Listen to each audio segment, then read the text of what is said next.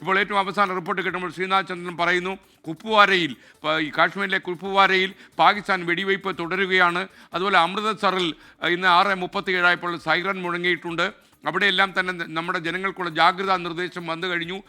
വലിയൊരു അലേർട്ട് നമുക്കുണ്ട്. തീർച്ചയായിട്ടും നമ്മൾ കരുതിയിരിക്കണം. കാരണം ഒരു ഏറ്റവും അവസാനം പരാജയത്തിൻ്റെ പടുകുഴിയിലേക്ക് വീഴാൻ ശ്രമിക്കുന്ന ഒരു തീവ്രവാദികളെ സപ്പോർട്ട് ചെയ്യുന്ന ഒരു രാജ്യം എന്ന നിലയിൽ എന്തെങ്കിലും അഡ്വഞ്ചറിസം പാകിസ്ഥാൻ കാണിക്കാതെ ഇരിക്കില്ല എന്നൊരു പ്രതീക്ഷ നമുക്ക് വേണം. അതുകൊണ്ട് സൈന്യത്തിൻ്റെ മുന്നറിയിപ്പ് നമ്മൾ ചെവിക്കൊള്ളണം. ഏറ്റവും ലേറ്റസ്റ്റ് വിവരങ്ങളുമായി നമ്മുടെ യുദ്ധകാര്യ നിരീക്ഷകൻ ബി ദിലീപ് കുമാർ തത്സമയം ചേരുകയാണ് സെൻട്രൽ ന്യൂസ് ഡെസ്കിൽ നിന്ന്. Dilip Kumar, good morning. ഇന്നലെ രാത്രി പാകിസ്ഥാന് ഉറക്കമില്ലാത്ത രാത്രിയായിരുന്നു. ഇന്ത്യയോട് എന്തെങ്കിലും ഒരു അഡ്വഞ്ചറസിന് ഇറങ്ങിത്തിരിച്ചാൽ എന്തായിരിക്കും ഫലമെന്ന് അവർക്ക് ശരിക്കും ബോധ്യപ്പെട്ട ഒരു രാത്രി കടന്നുപോയിരിക്കുന്നു. SKN പാകിസ്ഥാൻ ഇന്നലെ വൈകിട്ട് ഇന്ത്യയെ ആക്രമിക്കാൻ ശ്രമിച്ചു. പക്ഷേ ആക്രമണ ശ്രമങ്ങളെല്ലാം ഇന്ത്യയുടെ പ്രതിരോധ സംവിധാനങ്ങൾ നിർവീര്യമാക്കി.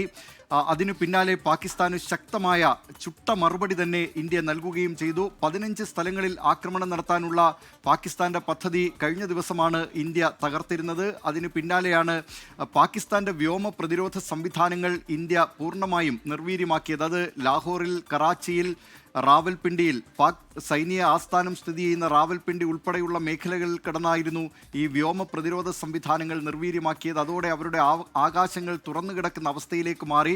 പിന്നീട് വൈകിട്ട് അതിന് പ്രതികാരമെന്ന മട്ടിലാണ് ഇന്ത്യയുടെ ചില പ്രധാനപ്പെട്ട സൈനിക താവളങ്ങൾ ലക്ഷ്യമിട്ടുകൊണ്ട് അത് പഞ്ചാബിലെ പത്താൻകോട്ട്, ജലന്ധർ, ജമ്മു വിമാനത്താവളം, ജമ്മു സർവകലാശാല, അതോടൊപ്പം രാജസ്ഥാനിലെ ജയ്സാൽമറിലുള്ള എയർഫോഴ്സ് സ്റ്റേഷൻ, അങ്ങനെ ഇത്തരം സ്ഥലങ്ങളൊക്കെ ലക്ഷ്യമിട്ടുകൊണ്ടുള്ള ആക്രമണമാണ്, വ്യോമാക്രമണത്തിനാണ് പാകിസ്ഥാൻ ഇന്നലെ തുനിഞ്ഞത്. അവർക്ക് ശക്തമായ തിരിച്ചടി ഇന്ത്യ നൽകിയിട്ടുണ്ട്. ഇന്ത്യയുടെ വ്യോമ പ്രതിരോധ സംവിധാനങ്ങൾ, അതിലേറ്റവും പ്രധാനം S-400 തന്നെയാണ്. റഷ്യൻ നിർമ്മിത വ്യോമ പ്രതിരോധ സംവിധാനമാണ്. ആ വ്യോമ പ്രതിരോധ സംവിധാനം ഉപയോഗിച്ചുകൊണ്ട് ഇതിനെ പൂർണ്ണമായും നിർവീര്യമാക്കുന്നതിന് കഴിഞ്ഞിട്ടുണ്ട്. അതായത് റഷ്യയിൽ നിന്ന് ഇന്ത്യ 2018 ഈ വ്യോമ പ്രതിരോധ സംവിധാനം വാങ്ങുന്നത്. അതിനു മുമ്പ് 2015 ചൈന ഇത് വാങ്ങിയിരുന്നു. അമേരിക്കയുടെ പേട്രിയറ്റാണ് നേരത്തെ ഉണ്ടായിരുന്ന വലിയ മിസൈൽ വേദ സംവിധാനം എന്ന് പറയുന്നത്. പക്ഷേ അമേരിക്കയുടെ തന്നെ F-35 എന്ന് പറയുന്ന അത്യന്താധുനിക യുദ്ധവിമാനത്തെ പോലും തകർത്ത് കളയാൻ ശേഷിയുള്ള സംവിധാനമാണ്, പ്രതിരോധ സംവിധാനമാണ് S-400. ഇന്ത്യ അതിനെ സുദർശന ചക്രമെന്നാണ് വിളിക്കുന്നത്. അത് ഒരു ലക്ഷ്യത്തിലേക്ക് വിട്ടാൽ ആ ലക്ഷ്യം തകർക്കുക മാത്രമല്ല മറ്റ് ലക്ഷ്യങ്ങൾ കൂടി, അത് തൊട്ടടുത്തുള്ള ഏതാണ്ട് 36 ലക്ഷ്യസ്ഥാനങ്ങൾ കൂടി തകർക്കും വിധമുള്ള മിസൈൽ വേധ സംവിധാനം. അത് ഇന്ന് ലോകത്തുള്ളതിൽ വെച്ച് ഏറ്റവും മികച്ച മിസൈൽ വേധ സംവിധാനമാണ്. അതുപയോഗിച്ചുകൊണ്ട് പാകിസ്ഥാൻ ഈ മിസൈലുകൾ വിട്ടപ്പോൾ അതിനെ അന്തരീക്ഷത്തിലെത്തി തെരഞ്ഞു പിടിച്ച് തവിടുപൊടിയാക്കി കളഞ്ഞു ഇന്ത്യയുടെ S-400 എന്ന ഈ മിസൈൽ വേധ സംവിധാനം. പാകിസ്ഥാൻ അക്ഷരാർത്ഥത്തിൽ നടുങ്ങിയിരിക്കുകയായിരുന്നു. മാത്രമല്ല അവരുടെ 3 യുദ്ധവിമാനങ്ങൾ, അവർ ഏറ്റവും പ്രധാനപ്പെട്ട അവരുടെ ആകാശത്ത് വ്യോമയുദ്ധങ്ങളിൽ അവരുടെ മുന്നണി പോരാളികളെന്ന് പാകിസ്ഥാൻ വിശേഷിപ്പിച്ചിരുന്ന, അവരുടെ കുന്തമുനയെന്ന് പാകിസ്ഥാൻ വിശേഷിപ്പിച്ചിരുന്ന F-16 അമേരിക്കൻ നിർമ്മിത യുദ്ധവിമാനമാണ്. F-16 യുദ്ധവിമാനം, 2 JF-17 യുദ്ധവിമാനങ്ങൾ, അത് ചൈനീസ് നിർമ്മിതമാണ്. ഈ വിമാനങ്ങളെയും ഇന്ത്യ വെടിവെച്ചിട്ടു. നിരവധി സ്ഥലങ്ങളിൽ ഡ്രോണുകൾ ഇന്ത്യ വെടിവെച്ചിട്ടു. അങ്ങനെ ഈ പാകിസ്ഥാൻ ഉയർത്തിയ പ്രകോപനത്തെ ഇന്ത്യ അക്ഷരാർത്ഥത്തിൽ നിഷ്പ്രഭമാക്കിയെന്ന് മാത്രമല്ല വീണ്ടും കടുത്ത വ്യോമാക്രമണം, അവരുടെ വ്യോമ പ്രതിരോധ സംവിധാനങ്ങൾ പൂർണ്ണമായും തകർത്തുകൊണ്ട് ഇന്ത്യ വീണ്ടും തിരിച്ചടിക്കുന്ന കാഴ്ചയാണ് പാകിസ്ഥാൻ കണ്ടത്. അങ്ങനെ അക്ഷരാർത്ഥത്തിൽ പാകിസ്ഥാൻ നടുങ്ങിയിരിക്കുന്നു. പാകിസ്ഥാനെ സംബന്ധിച്ച് വലിയ ആശയക്കുഴപ്പത്തിലാണ്. അവിടുത്തെ പാകിസ്ഥാനിലെ പ്രധാനമന്ത്രി ഷഹബാസ് ഷെരീഫിൻ്റെ വീടിൻ്റെ ഏതാണ്ട് 20 കിലോമീറ്റർ അപ്പുറത്ത് വലിയ സ്ഫോടനങ്ങൾ നടന്നതോടുകൂടി പാകിസ്ഥാൻ പ്രധാനമന്ത്രിയെ മറ്റൊരു സുരക്ഷാ കേന്ദ്രത്തിലേക്ക് മാറ്റുന്ന തരത്തിലേക്കുള്ള ആക്രമണമാണ് ഇന്ത്യയുടെ ഭാഗത്ത് നിന്ന് ഉണ്ടായത്. പാകിസ്ഥാൻ സൂപ്പർ ലീഗ് മത്സരങ്ങൾ നടന്നുകൊണ്ടിരിക്കെ അതിൻ്റെ വേദി തന്നെ അവിടുന്ന് മാറ്റി, പാകിസ്ഥാനിൽ നിന്ന് മാറ്റി ഇനി ശേഷിക്കുന്ന മത്സരങ്ങൾ ദുബായിലേക്ക് വേദി മാറ്റിയിരിക്കുകയാണ് പാകിസ്ഥാൻ ക്രിക്കറ്റ് കൺട്രോൾ ബോർഡ്. അങ്ങനെ ഇന്ത്യയെ പേടിച്ചുകൊണ്ട് പാകിസ്ഥാൻ തികച്ചും അരക്ഷിതമായ ഒരു അവസ്ഥയിലൂടെ കടന്നു പോകുന്നു. അതിന് പുറമെയാണ് ആഭ്യന്തര സംഘർഷം രൂക്ഷമായ ബലൂചിസ്ഥാൻ മേഖലയിൽ അവിടുത്തെ സൈനിക പോസ്റ്റുകൾ ബലൂചിസ്ഥാൻ വിമോചന സേന കൈയടക്കുന്നത്. ബലൂചിസ്ഥാൻ മേഖലയിലുള്ള പാകിസ്ഥാന്റെ സൈനിക പോസ്റ്റുകളെല്ലാം കൈയടക്കിയതായാണ് ബലൂചിസ്ഥാൻ വിമോചന സേന അവകാശപ്പെടുന്നത്. അവിടുത്തെ പ്രമുഖ എഴുത്തുകാരനായ യാർ ബലൂച്ചി അദ്ദേഹം അവകാശപ്പെടുന്നത് ബലൂചിസ്ഥാൻ സ്വതന്ത്രമായിരിക്കുന്നു എന്നാണ്.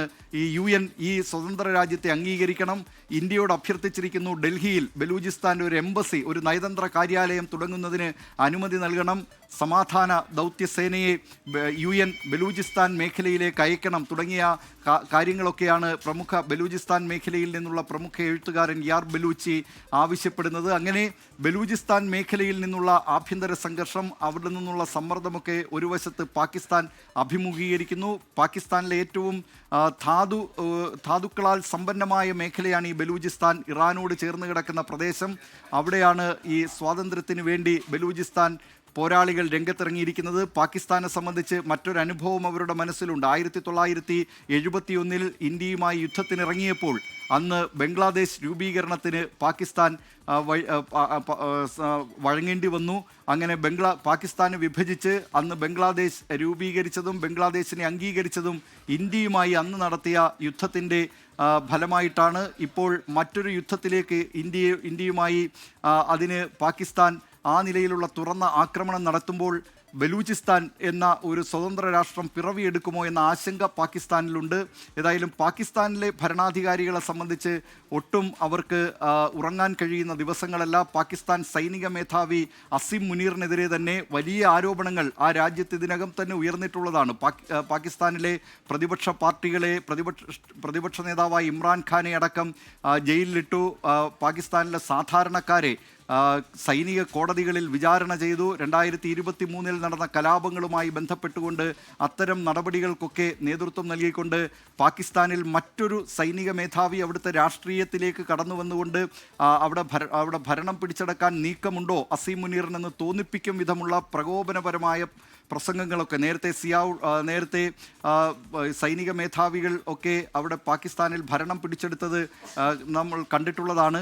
ആ നിലയിൽ സൈന്യത്തിൻ്റെ ഒരു അമിത അധികാരത്തിലേക്ക് പാകിസ്ഥാൻ പോകുന്നുണ്ടോ എന്നുള്ള ആരോപണം പലരും ഉന്നയിക്കുന്നുണ്ടായിരുന്നു. അസിം മുനീർ വളരെ പ്രകോപനപരമായ പ്രസംഗങ്ങൾ നേരത്തെ നടത്തിയിട്ടുണ്ട്. സമീപകാലത്ത് തന്നെ പഹൽഗാം ഭീകരാക്രമണത്തിന് ഏതാണ്ട് 2 ആഴ്ച മുമ്പ് അയാൾ നടത്തിയ വളരെ പ്രകോപനപരമായ പ്രസംഗമുണ്ട്. ഇന്ത്യയും പാകിസ്ഥാനും സാംസ്കാരികമായി തന്നെ 2 ധ്രുവങ്ങളിലാണ്. അതുകൊണ്ടാണ് 2 രാജ്യങ്ങൾ ഉണ്ടായതെന്ന ദ്വിരാഷ്ട്ര സിദ്ധാന്തവാദം വീണ്ടും ഉയർത്തിപ്പിടിച്ചുകൊണ്ട് ഈ പാകിസ്ഥാനിലുള്ള ഭീകരർക്ക് ഒരു വലിയ അവർക്ക് ഇന്ത്യയിലേക്ക് നുഴഞ്ഞു കയറുന്നതിനും ആക്രമണം നടത്തുന്നതിനും വേണ്ട പ്രോത്സാഹനം നൽകി എന്നതടക്കമുള്ള ആരോപണങ്ങൾ നേരിടുന്നുണ്ട് ഈ അസീം മുനീർ. അങ്ങനെ വലിയൊരു സംഘർഷത്തിലൂടെയാണ് പാകിസ്ഥാൻ കടന്നു പോകുന്നത്.